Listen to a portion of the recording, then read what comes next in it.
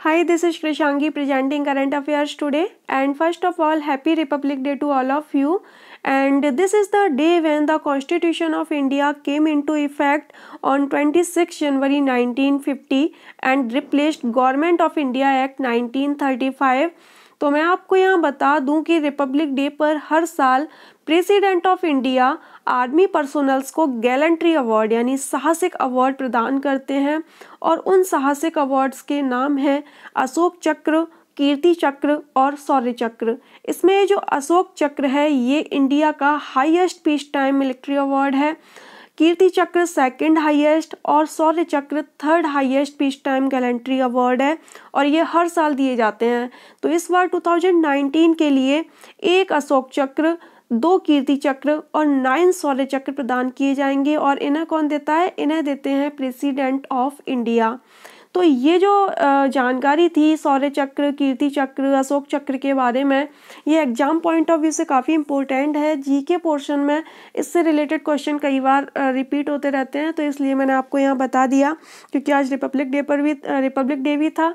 तो ये बताना, क्योंकि ये आज दिए जाएंगे अशोक चक्र वगैरह, तो ये आपको ध्यान भी रहेंगे, तो इसलिए काफ़ी इम्पोर्टेंट था। Now start today's current affairs and first question, which is the only Indian port to be listed amongest the world's top 30 container ports. तो हमें यह बताना है उस इंडियन पोर्ट का नाम जिसे वर्ल्ड के टॉप 30 कंटेनर पोर्ट्स यानी कंटेनर बंदरगाह में लिस्टेड किया गया है। ये जो पोर्ट है ना, पोर्ट को हिंदी में बंदरगाह बोलते हैं। तो कौन सा पोर्ट टॉप 30 कंटेनर अवार्ड्स में शामिल है वर्ल्ड के? तो इसका नाम है JNPT, Jawaharlal Nehru port trust, और इसे नाहवा शेवा पोर्ट भी बोलते हैं। और ये इंडिया का लार्जेस्ट कंटेनर पोर्ट है जो मुंबई में लोकेटेड है। तो महाराष्ट्र में इसकी लोकेशन हो गई, मुंबई में। और इसके अलावा और भी पोर्ट्स दे रखे हैं ऑप्शंस में, पारादीप, कोचीन और तूतीकोरिन। तो इनकी location exam point of view से काफ़ी इंपॉर्टेंट है कि कौन सा पोर्ट कहाँ पर है। तो ये जो पारादीप पोर्ट है ये ओडिशा में है, ये एक नेचुरल डीप वाटर पोर्ट है। सेकंड है कोचीन पोर्ट। कोचीन पोर्ट ये केरला में है और ये पोर्ट कोची लेक में 2 आइलैंड्स पर है। और इसके बाद थर्ड है तूतीकोरिन पोर्ट, ये इंडिया का सेकंड लार्जेस्ट पोर्ट है जो तमिलनाडु में है। Second, which nation has broken of all diplomatic ties with United Nations, means कौन सा ऐसा कंट्री है जिसने यूनाइटेड नेशंस के साथ सभी डिप्लोमेटिक टाइज को समाप्त कर दिया है, रोक दिया है, बंद कर दिया है? तो वो कंट्री है वेनेजुएला। और यहाँ ये जो अनाउंसमेंट की है सारी डिप्लोमेटिक टाइज को ब्रोकन ऑफ करने की, एंड ऑफ करने की, तो ये अनाउंसमेंट की है प्रेसिडेंट निकोलस मदुरो ने। और वेनेजुएला की अगर कैपिटल की बात करें तो कैपिटल है इसकी काराकस और यहाँ की जो करेंसी है यहाँ की petro. Third question, who was named the captain of ICC Test and ODI teams of the year 2018? So this one is Virat Kohli. Fourth, India will undertake field training exercise IAFTX with countries from which continent? Question है कि India एक field training exercise करने जा रही है और उसका नाम है IAFTX। तो हमें यह बताना है कि ये कौन से कॉन्टिनेंट के कंट्रीज के साथ की जाएगी। तो ये एक फील्ड एक्सरसाइज है जो होने वाली है अफ्रीकन कंट्रीज के साथ। तो इसका आंसर सही हो जाता है option B, that is Africa, क्योंकि ये एक्सरसाइज अफ्रीकन कंट्रीज के साथ होने वाली है। इसमें लगभग 1 दर्जन से ज़्यादा ये जो अफ्रीकन कंट्रीज हैं ये पार्टिसिपेट करेंगे और ये होगी 18 से 27 मार्च 2019 में पुणे में ये आयोजित होगी, वहीं पे ये शेड्यूल्ड है। और यहाँ पे ये जो IAFTX दिया है इसकी फुल फॉर्म और काफ़ी इम्पोर्टेंट है, ये आ सकती है एग्जाम में।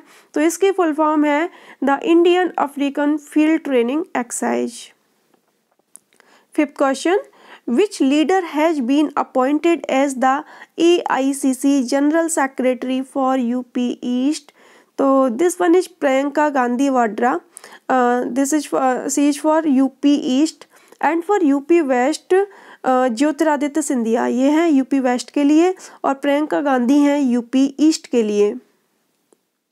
Sixth, which ministry announced to initiate the fresh recruitment of around 2,30,000 employees with the benefit of 10% reservation for economically weaker sections?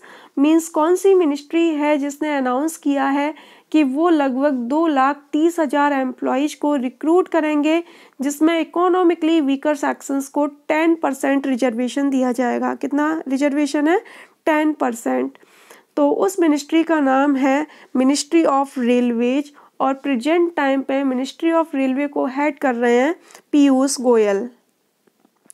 Seventh, the union government recently announced an award scheme after which freedom fighter to recognise the efforts of organisations और individuals in the aftermath of any disaster. Means union government ने disaster management में efforts को देखते हुए एक award scheme launch की है और उसका नाम किस फ्रीडम फाइटर के नाम पर रखा गया है? तो ये जो अवार्ड है ये रखा गया है नेताजी सुभाष चंद्र बोस के नाम पर और इस अवार्ड का नाम है सुभाष चंद्र बोस आपदा प्रबंधन पुरस्कार। और ये ऐसे पर्सन्स या फिर ऐसे ऑर्गेनाइजेशंस को दिया जाएगा जो डिजास्टर मैनेजमेंट में अच्छा काम करते हैं, इसके लिए काफ़ी एफर्ट करते हैं और इस बार के लिए एनडीआरएफ की 8वीं बटालियन भी सेलेक्ट हो गई है। और ये अनाउंस कब होगा? तो ये जो अवार्ड है ये हर साल अनाउंस किया जाएगा नेताजी सुभाष चंद्र बोस की बर्थ एनिवर्सरी पर और वो बर्थ एनिवर्सरी होती है हर साल मतलब बर्थ एनिवर्सरी 23 जनवरी को है तो ये हर साल 23 जनवरी को ही अनाउंस किए जाएंगे। और ये जो अवार्ड है इनका नाम है सुभाष चंद्र बोस आपदा प्रबंधन पुरस्कार यानी disaster management award. 8th question, when is the National Girl Child Day observed every year in India? तो इंडिया में भारत में नेशनल गर्ल चाइल्ड डे हर साल कौन से दिन मनाया जाता है? तो ये डेट है 24 जनवरी। 24 जनवरी को ये हर साल सेलिब्रेट किया जाता है। तो 2019 में भी ये सेलिब्रेट किया गया होगा, तो इसे सेलिब्रेट किया गया है। तो इस बार की जो इसकी थीम है वो है empowering girl for brighter tomorrow. तो ये इसकी थीम है। Theme exam point of view से काफ़ी इंपॉर्टेंट होती है, कई बार एग्जाम में पूछ ली जाती है, तो ये काफ़ी इम्पोर्टेंट है नेशनल गर्ल चाइल्ड डे। तो ये 24 जनवरी को मनाया जाता है और थीम जरूर याद रखनी है। मैं फिर से एक बार रिपीट कर देती हूँ, empowering girls for a brighten tomorrow. 9th question, name the student satellite that was launched by ISRO on January 24, 2019। हमें उस स्टूडेंट सैटेलाइट का नाम बताना है जो लॉन्च किया गया है इसरो द्वारा 24 जनवरी 2019 को। तो इसका नाम है कलाम सैट और ये स्टूडेंट्स द्वारा डेवलप किया गया है, इसीलिए इसका नाम है स्टूडेंट सैटेलाइट बोला जा रहा है इसीलिए इसको। और ये भारत का पहला स्टूडेंट मेड सैटेलाइट है। अब देखिए ये जो सैटेलाइट है इसे इसरो ने लॉन्च किया है, तो इसरो के बारे में जानना इम्पोर्टेंट हो जाता है। अब यहाँ इसरो के बारे में मैंने आपको कुछ दिन पहले भी बताया था, आज फिर से बता रही हूँ, और ये इसलिए क्योंकि इनसे रिलेटेड एग्जाम में क्वेश्चन आते हैं और अगर हम इन्हें बार बार रिपीट करते हैं तो ये हमें याद हो जाते हैं, तो इसलिए इसे रिपीट कर लेते हैं। इसरो का फॉर्मेशन हुआ था 15 अगस्त 1969 को। हेडक्वार्टर है इसका बेंगलुरु में और इसके जो चेयरपर्सन हैं वो हैं के सिवान। और ये जो इसरो है इसका भी मोटो काफ़ी इम्पोर्टेंट है और वो है, अगर हिंदी में बोलें तो मानव जाति की सेवा में अंतरिक्ष प्रौद्योगिकी यानी space technology in the service of humankind, ये इसका मोटो है। 10th question, Which company recently launched the e-commerce platform reweaver.in for handloom weavers? यानी कौन सी कंपनी है जिसने रिसेंटली हैंडलूम वीवर्स यानी हथकरघा उद्योग के लिए एक ई-कॉमर्स प्लेटफॉर्म लॉन्च किया है और उस प्लेटफॉर्म का नाम है reweave.in। तो ये कंपनी है माइक्रोसॉफ्ट ने ये ई-कॉमर्स प्लेटफॉर्म लॉन्च किया है। अब ये जो माइक्रोसॉफ्ट एक अमेरिकन मल्टीनेशनल कंपनी है जिसके फाउंडर हैं बिल गेट्स और पॉल एलन। ये जो पॉल एलन हैं इनकी अभी 2018 में ही डेथ हुई थी। तो ये जो बिल गेट्स हैं, अब इसके ये फाउंडर हैं, इन दोनों ने ही इसको मतलब इसकी स्थापना की थी, दोनों ने, बिल गेट्स और पॉल एलन ने मिलके। और प्रेजेंट में जो इसके सीईओ हैं वो हैं सत्या नडेला। तो ये थे आज के करंट अफेयर्स के क्वेश्चंस और उनके एक्सप्लेनेशंस। अगर ये एक्सप्लेनेशन आपको समझ में आया है तो इस वीडियो को लाइक ज़रूर करें। आपके जो लाइक्स हैं वो बास्केट भर के होने चाहिए, लाइक्स में कमी नहीं होनी चाहिए। तो अगर ये समझ में आई है तो लाइक तो ज़रूर ही कर दें। So thanks for watching, thank you very much.